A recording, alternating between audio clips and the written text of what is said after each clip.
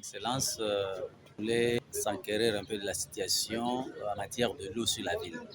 On a remarqué encore une petite surchauffe et donc, attentive qu'elle est, l'autorité a vite fait d'appeler les opérateurs dans le secteur pour savoir de quoi il s'agit. En ce qui concerne la régie des eaux, la semaine d'avant, on était vers une période où notre stock en gasoil s'était aménusé.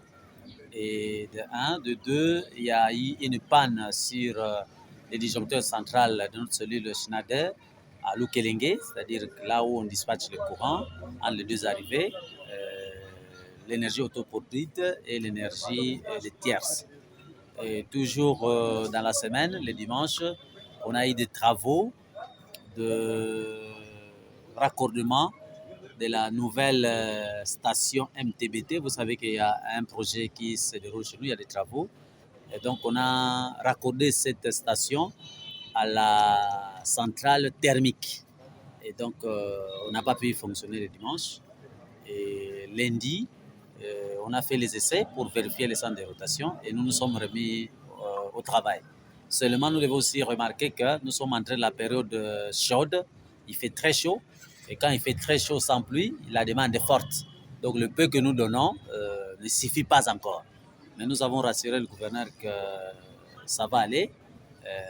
Avec les mesures d'accompagnement qu'il a prises, je pense qu'on pourrait calmer la situation. Voilà l'essentiel.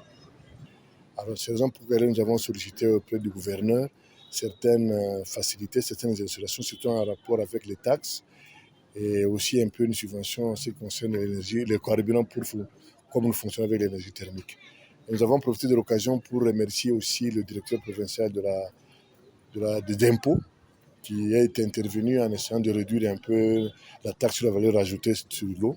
Parce que la taxe, comme vous le savez, la TVA, c'est le consommateur final qui la paye. Alors, si nous devons mettre cette taxe-là sur le prix du coût de l'eau, la population risque de ne pas avoir de l'eau. Mais heureusement que le directeur provincial est intervenu. Et nous avons été soutenus aussi par le gouverneur qui nous a promis aussi d'ici là, il va intervenir pour que nous puissions alléger la souffrance de la population. Les difficultés restent les mêmes. L'autorité était réceptive, elle a accepté, elle a compris.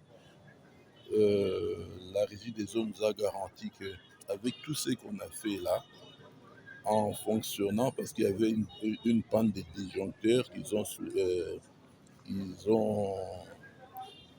ils ont réparé, ils sont en mesure de nous donner de l'eau. Et ça sera de manière progressive à la hausse. Mais le grand problème, c'est le même que nous avons échangé, je pense, hier. On avait la régie des eaux, on avait la CEP, et là, on avait la SNEL, on avait CEP. Nous sommes rentrés au problème du gazoil. C'est le carburant qui est vraiment la clé majeure de tout ce que nous avons comme problème. Les carburants peut être là, mais le prix a haussé. Ce qui fait que nos amis des Azurep qui travaillent avec des panneaux solaires, en cette période où il y a des nuages et tout ça, ils doivent recourir au carburant. La FOMI mêmement. La FOMI ne travaille qu'avec des groupes électrogènes, donc avec l'énergie thermique. Et NERCA ne lui fournit absolument rien depuis des mois. Alors tout ça, ils ont présenté leur doléance et l'autorité était favorable à leur doléance. Donc je pense que l'autorité a compris. En termes de mesures d'urgence, l'autorité a préconisé, c'est-à-dire la subvention continue avec la régie des eaux.